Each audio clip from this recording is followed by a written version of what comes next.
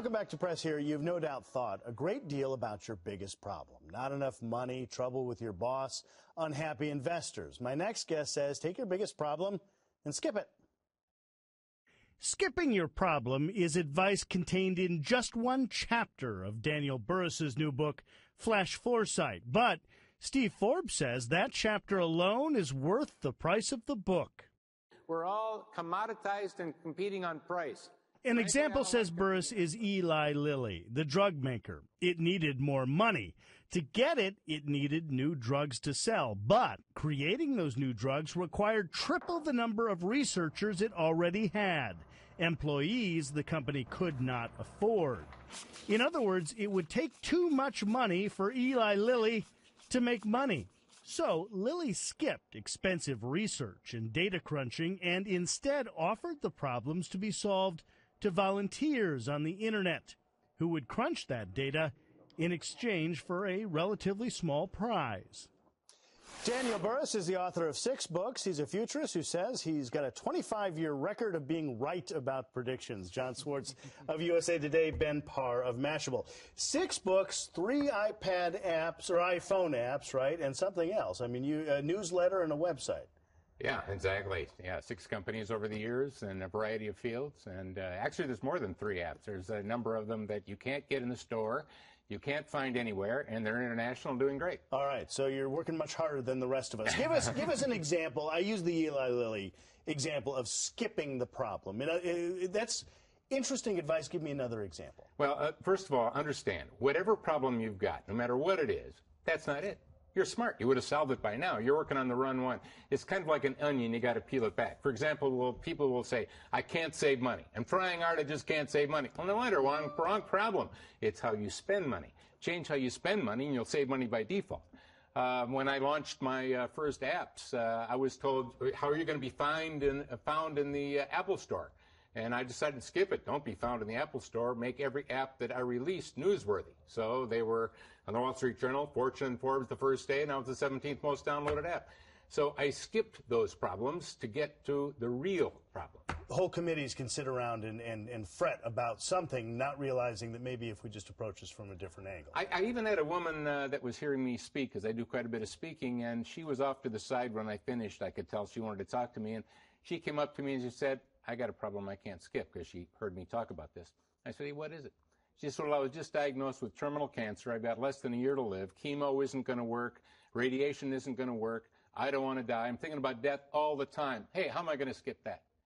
And I said, well, why don't you skip thinking about death until you're dead? Why don't you start thinking about living while you're alive? By the way, 30 days later, I kept this email. 30 days later, I got an email from her. She was in Europe with her sister, said, thank you, changed my life. And psychologists, too. Got it. Yes. Go ahead, John. Okay, so recently, MySpace sold for a pittance, $35 million, which is like 1/3000th of what Facebook's valued at now, 100 billion. In their case, they ignored Facebook initially. They said, oh, only dorks are going to join that. You know, we have nothing to worry about. Wasn't that part of their problem by in a sense ignoring what was the obvious in front of them, or was it much more than that? Yeah, well, as one example of a tech company. Yeah, absolutely. As a matter of fact, in the book Flash Foresight, what I talk about is certainty. It's another principle other than skipping it. In a world of uncertainty, we got to ask, what are we certain about? And there are 2 types of trends: hard trends and soft trends. Hard trends will happen, soft trends might. So, to answer your question, when we see a trend and we treat it soft, Kodak and Polaroid digital. They treated it as a soft trend. Now, Polaroid disappeared. Soft trend in what way? Soft trends might happen. Hard trends will. For example, let me give you an example. Could not have predicted. Well, could have predicted the digital camera, but it only might have happened. Is that what you're saying? Digital was there for them to see. Yes. Let's take Polaroid. Polaroid was in the instant photography business. Take a picture, you can see it right away. Isn't that what digital is? Right. So did they not know about digital? Did the news not tell Polaroid about digital? Of course they knew about digital, but they treated it as a fad, here today, gone tomorrow, instead of, no, this is a hard trend, here to stay, growing rapidly. They missed it. So we got to, for example, there's 78 million baby boomers. You know what? They're getting older. That's a certainty. Right. And I can therefore extrapolate that gerontologists are going to be in demand and paid a lot of money. better yet, let's create jobs in this country and use certainty. For example, why don't you and I start a company right now based on that demographic? A lot of people like to go boating. You know, as you get older, it gets kind of hard to launch a boat. Why don't you and I start the easy launch trailer business? Will we have, I'm serious, for seniors, will the power of demographics increase our sales every year? Yeah. Yes. Yeah. Let's start another one. Let's create jobs in this country and use certainty. How about an elevator company? Only retrofits on the outside of a condo or home, only goes up one flight. Will we have certainty Because of demographics? we know the one thing. We know the one thing. So let me just give you another certainty using technology. You mentioned Steve Jobs in the last segment. In January this year, he stepped down for his second medical leave. Right. Now, I'm uncertain why. So that caused a lot of uncertainty about Apple. Well, that doesn't empower me. I have to ask, what am I certain about? Will the next iPhone have a better processor in it? Of course. Will there be more storage in it? Of course. And by the way, is the cloud full, or might they be more in the cloud? There'll be more cloud. There'll be more in the cloud. Right. Are we going? Joining you. We got 3G now. We got 4G coming out. Is that it, or might there There'll be a 5G. Hey, yeah, right. By the way, you're certain. You're crazy. And we are storing data in the cloud. How about processing power in the cloud? In other words, you've got Watt and Sun on your phone. No, wait. Okay. I've given you a bunch of certainties. Yes. I've given you some certainties. Now let me give you the aha. And the aha is this. If we can do all that on our mobile devices, and they're certain, getting that much more powerful with a Watson on our phone, right, could we use mobile devices like phones and tablets to deliver just-in-time training? In other words, transform how we train and educate people. And that is, yes, with certainty. And by the way, if you don't do it, your competitors will. If there are companies that are able to do this, and Apple's a great example of things, they just figure things out ahead so well. The Hewlett-Packards, which came out with a tablet, copying the iPad, I want to say to HP, you are copying Apple when Apple is meanwhile making the next thing. The sad thing with HP is they used to be or Cisco or Samsung. They used to be in Apple's position, and now they switched roles. You know, one thing I want to ask you. Yeah. You said every prediction. I got to ask you this. Every prediction for the last 25 years. Okay, so what's going to happen between? What's going to happen to Facebook? Are they going to continue to grow and be this behemoth for years on end, or are they going to suffer the same fate as maybe a Friendster or MySpace, or will they be diminished in the future? Excellent question. First of all, to be right for 28 years, actually, the secret ingredient is to leave out the parts. Leave out the parts you can be wrong about. So you got to stick with the you can read right. So the key is all right. So now, what am I right about? There are categories of social media.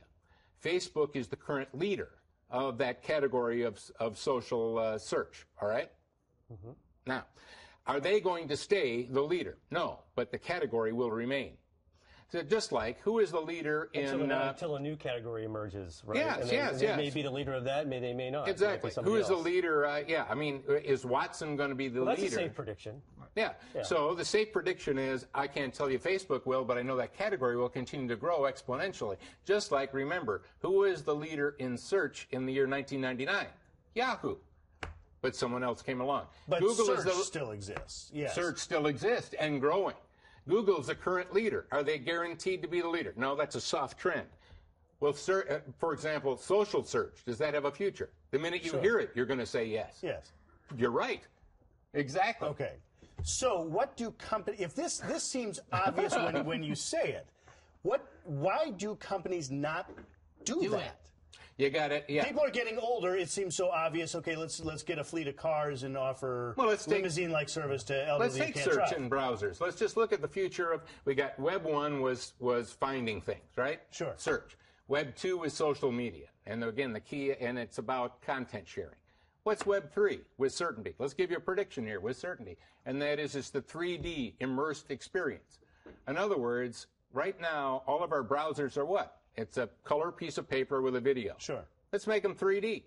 Are we going to have? So we might see more video in terms of chat, like groups. No, you're talking actually like the 3D technology. Yeah, 3D technology, 3D which works without glasses with a mobile device, by the way, already. They're starting to come out with games.